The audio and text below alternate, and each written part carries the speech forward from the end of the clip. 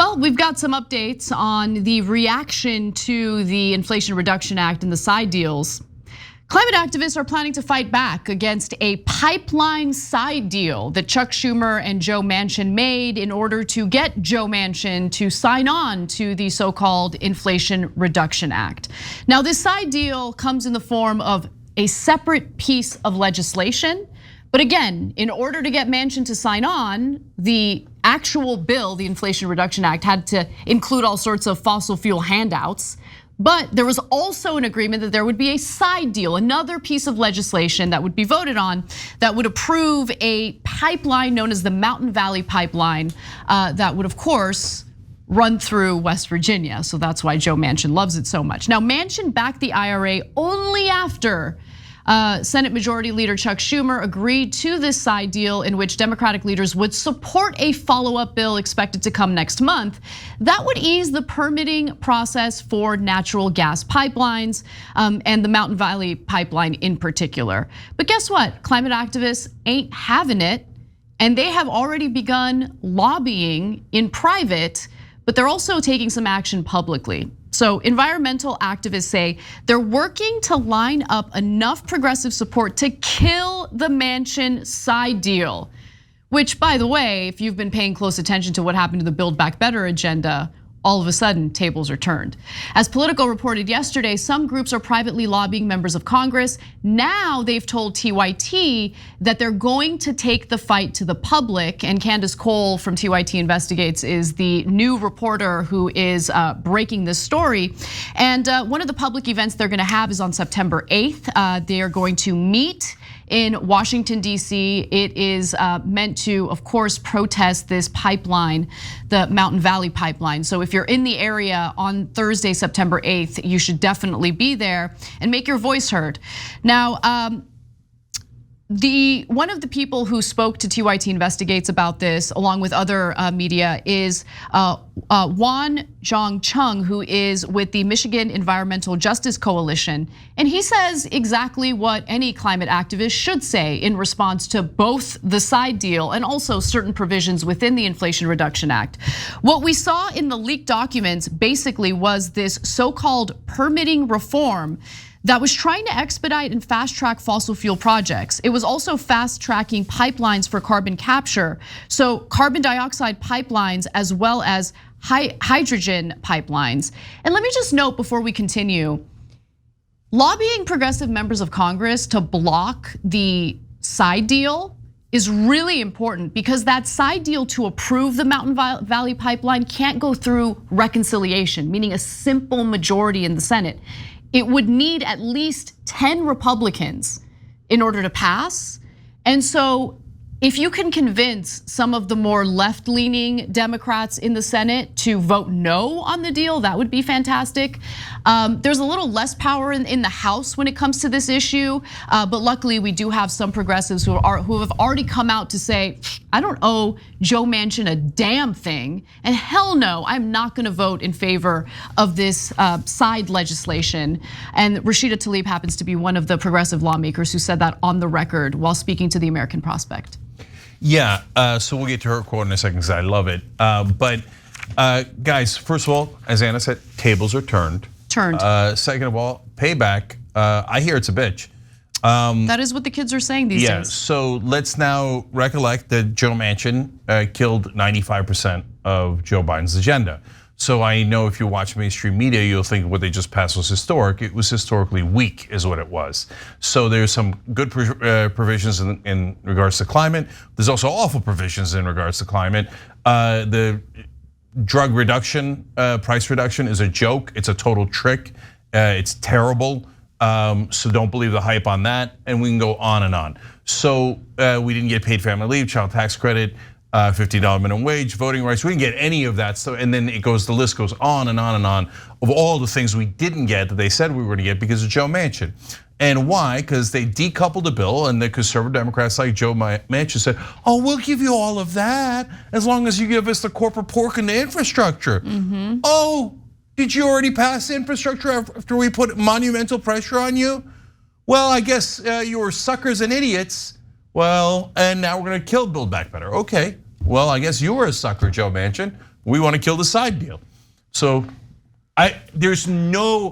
here's my prediction as to what's going to happen, and you'll see it with your own eyes, because we're almost never wrong about these things. And then I'll tell you what the reaction should be. Now, the press will, if the progressives make a real effort to kill the side deal, the press will act shocked and chagrined. And they will be like, oh, this is a violation of bipartisanship and a deal that was already made. These progressives are scoundrels. Scoundrels, I tell you. I will say though, it's gonna be a little more difficult for the press to make that argument. No, they're gonna do it with a straight face. No, you're probably right, but just hear me out for a second, right? Because, I mean, progressives and like overall Democrats, even if they're not being 100% genuine about it, are on the record saying that they want to curb, carbon emissions, and they want to roll back drilling for oil and natural gas. And so if this is truly a standalone bill that only has this issue involved, meaning the Mountain Valley Pipeline, well then, like, what case can you make as a reporter that progressives absolutely need to vote in favor of it? It's just a big approval to something that progressives and Democrats overall have been on the record on over and over again saying that they're against, right? So I don't know if they're gonna try to put something else in there. No, they don't need that. So look, the reporters are gonna say, well, we would never say the progressives are scoundrels. And we would never defend this bill, we're objective. So instead what they're gonna do is they're gonna say, there was a deal that was already made, now progressives are going back on it, and everybody's wondering if it's gonna cost the Democrats in the midterms because they'll look too radical and too left. Oh, look, we have a pollster saying that. Oh, he works for all the Democratic establishment, but we didn't mention that. Oh, we have a consultant saying it. We have a lobbyist saying it. They're all saying the progressives are really, really hurting Democrats in the midterms. Because why? Americans love the idea of a random pipeline in West Virginia that's going to destroy the planet and et cetera. No, they're just going to make it up, and they're going to fill it with fake quotes from Washington insiders. That's what they always do. Now, so what should be our reaction? It should be what Rashida said times 10. Oh, you think that we owe Joe Manchin? Well, why don't you go ahead and kiss my progressive ass? Okay. Who cares if they yell at you? Get it through your head. They're not your friends. They're literally your opponents, your political opponents, including almost all of the media. So here, let me give you the Tlaib quote because it was great. So this is the last one here. She said to the American Prospect, handshake deals made by others in closed rooms do not dictate how I vote, and we sure as hell don't owe Joe Manchin anything now. They don't. There you go, no. Congresswoman Tlaib, that's how you roll. Now, we all cross our fingers and hope that enough progressives in Congress follow her and they don't go scurrying for the hills when Pramila Jayapal convinces them that they should kiss more establishment ass. Now, Pramila says she hasn't made up her mind yet. So Nancy Pelosi will pretend that she's gonna help her again to run for Speaker of the House. Then Jayapal will try to herd all of them in the wrong direction, is my guess as to how it's gonna go. But by the way, yes, they need votes in the Senate. Yes, Anna's 100% right. If you just peel away Bernie Sanders and Elizabeth Warren or Ed Markey, man, that made their job way harder. Now they gotta get 12 or 13 Republican senators. But don't forget, in the House, there's plenty of progressives, enough progressives that they could easily block this on their own. Okay, so are they going to?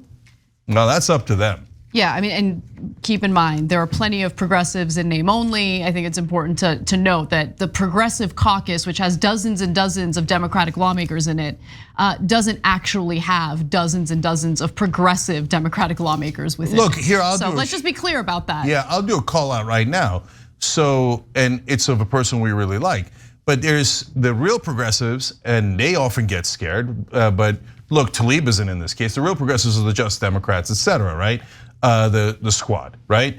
And then there are the fake progressives in the Progressive Caucus, Hakeem Jeffries, et cetera. They're useless. They're counterproductive. I can't believe Hakeem Jeffries is in the Progressive Caucus. I know, it's such a joke. He's like the most corporate guy in the whole planet. He's like, I shall also join the Progressive Caucus. Right. Okay, what a fraud. Anyway, but there are the folks in the middle that could be the votes we need to block this, but almost never oppose House leadership.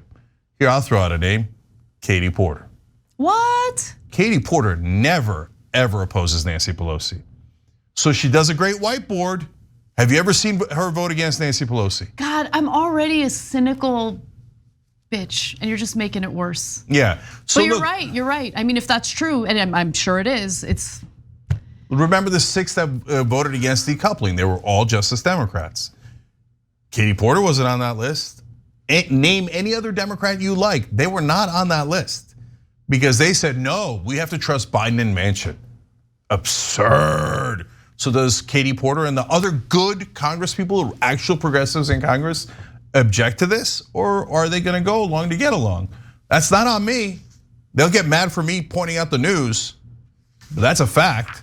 So it's on them to figure out, hey, do you ever wanna fight back? Or are you gonna let Manchin have this freebie for no reason? In fact, one last thing on it. I think that they put it in as part of the deal so that Schumer and Manchin did, so that it can be killed and they could say, now we're all even. I mean, Manchin killed 95% of the agenda, but you guys killed this tiny little pipeline we didn't really actually expect you to pass anyway, and we'll call it even. And they probably thought, but maybe the suckers will even give it to us. But it's a win either way. And that would be smart. Either it gets killed and it's not that big a deal to them, or they're like, well, we got this too. Man, they're never gonna fight. So it's smart on Schumer and Manchin's side. Let's see if progressives have any fight in them.